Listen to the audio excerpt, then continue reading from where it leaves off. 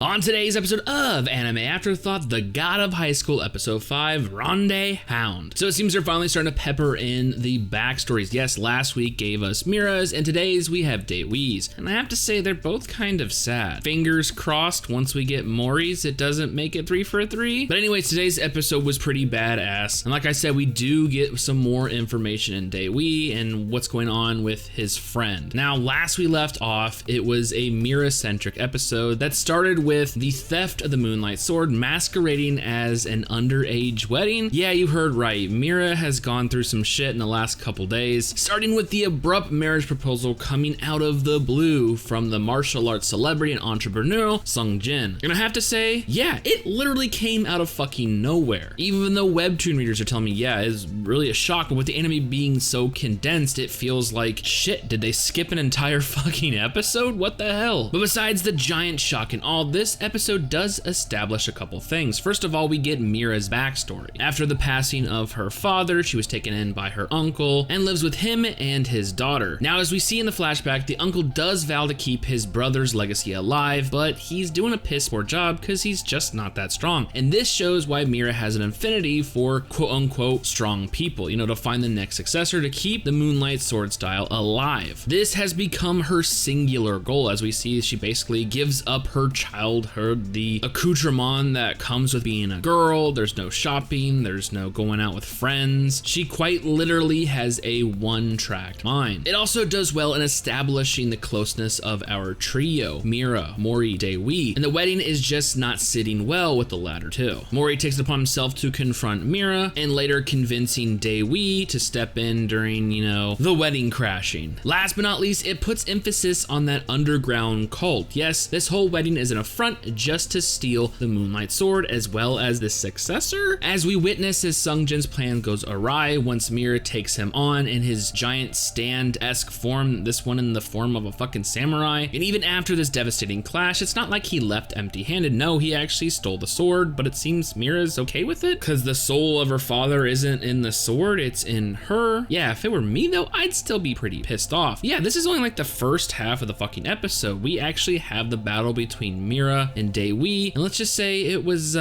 brutally one-sided as we see Daewi flip the switch, do a complete 180, and go from this friend who's willing to crash your so-called wedding in order to save you from making a mistake to literally punching you in your one wound, ripping it open, and you just getting fucked up. Yeah, well, there's a reason behind that, and that leads us to today's episode. Yeah, wasn't that a long fucking intro? That's how crazy last week's episode was. It was fucking bonkers. And starting out today's episode, we see the effects of his match with Mira. Yes, they're more psychological than physical, as we see him literally vomit into a toilet, not only giving us a glimpse into his previous history with Sung Tae, the friend that I thought was actually dead, but he was just knocking on death's door, as well as a glimpse of his bloodied hand, where I assume which is fucking Mira's at this point. Yeah, so we're definitely seeing some emotional confliction happen in Daewi. It's not just he hates Mira or just putting on a front, it's there's some, confrontation going on. But before we get down to the nitty-gritty, we still have one more semifinal before we get to the main event. Yes, this is Mori versus Jae-hee, and like I automatically assumed, this one went lickety-split. Or should I say ended up with the tornado twist? Yeah, I'm pretty sure that we all guessed that Mori's opponent wouldn't stand against him when he was all pissed off. So now it's on to the main event, but not before we get a little more backstory. We see that Mori decides to visit Mira in the hospital, and we see that Daewi is visiting his friend and the little sisters there, saying, you know what, he was touch and go there for a moment. So that's why I was automatically assumed that this fucker died last episode, and that's why Daewi was unleashing this frustration. There's more to it. Daewi actually had a contract with Mujin that if he won the Seoul preliminaries as well as the next round, he would do anything in his power to help his friend. So now we see why Daewi's personality has done a complete 180. There is a literal life on the line, and we see that when the match between Mori and Daewi begin. Now, first and foremost, I absolutely love the animation today's episode. It was fucking awesome. We see a nice back and forth. Each one is getting in some really good hits. Each one is unleashing some awesome moves. When it comes to the moves,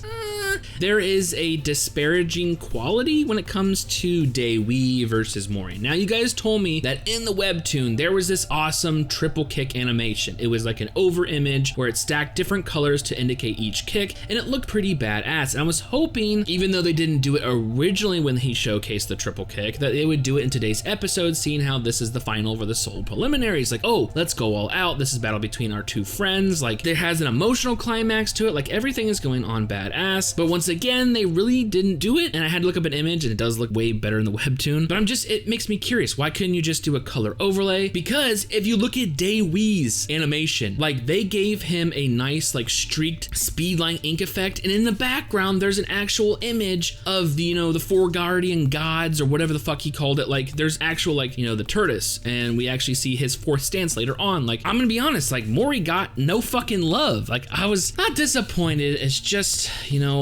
weird. It is very weird. But like I said, I really did enjoy this nice back and forth, and they really are trying to ramp up this fight, but they decide to cut away and they give us some more, now I'm conflicted at this point, like, oh shit, who the fuck do I want to win? Because we see as Mira is leaving the hospital, she notices on her indicator that someone else is in the hospital utilizing the nanomachine, technology. We see the judge who got a phone call earlier is there, the blue-haired woman, and she is standing in front of the room of Sung Tae, and he has passed. He is dead, and it's a pretty fucking sad moment, because like, you want to root for Daewi because the dude's life is on the line, and you also want to root for Mori, and then you want to root for their friendship, and like, you don't want people to fucking, it's a weird, conflicting moment. We transgress, we see that the deal was made, and then we go back to the fight, and he finally unleashes his last dance with his Azor dragon. Once again, we get this awesome painted blue dragon in the background, like, props to whoever fucking did that shit. I just wanted you doing it with Mori, blah, blah, blah. Unleashes this Kamehameha wave type fucking attack, and it just rips Mori apart. But then he's given the fucking news right in the middle of the fucking fight. Mujin's like, hey, by the way, your friend, he gone, contract null and void. I mean, we tried the nanomachines, but he did, and he fucking dips. Like, dude, what a fucking asshole. We do get a little bit more information into his past and see that,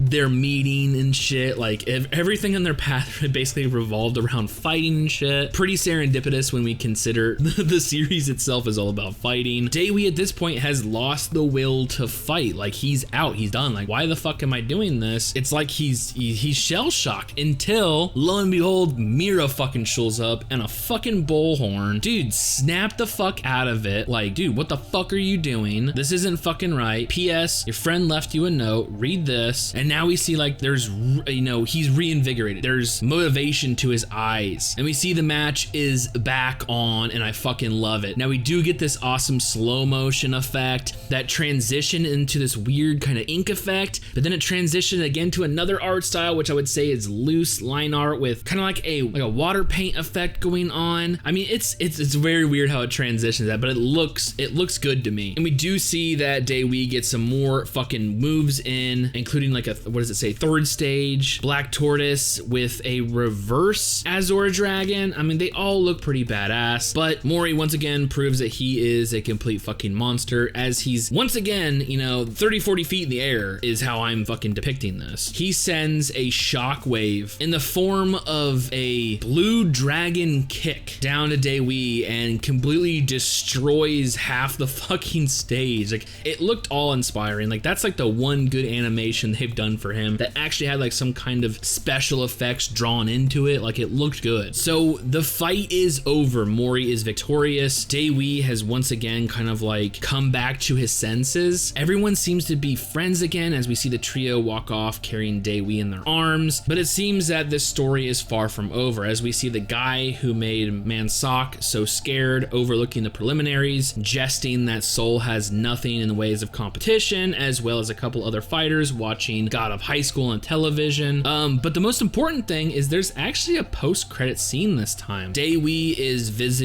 the grave or enshrinement of his friend friend. I don't know exactly how this works in Korea, but his urn is on display as well as a couple pictures, and he's having this, you know, this conversation with him, as well as we see that the one issue that Sung-tae had with him is like, dude, I don't want you to be alone. You need to make fucking friends, and I know you're not a friend fucking making person. So it's like, I'm scared. That's one thing I'm worried about. And we see that he, you know, tapes a picture on the door saying, you know what, I actually do have friends. So yeah, I'm good. It's a nice, you know, roundabout way as we see this, you know, there's been a lot of progression in this dude's character in just a matter of a couple episodes. We saw that he did make friends. They were, you know, friends. I mean, there was an actual connection between him and the other main characters, but in the back of his mind, he was still 100% with Sung-tae, and once he passed, he lost his conviction, and there was this mixed emotions when he had, you know, still the opportunity to save him, and like just the whole, you know, it's literally a fucking roller coaster ride when it comes to this last couple episodes. Like, my god.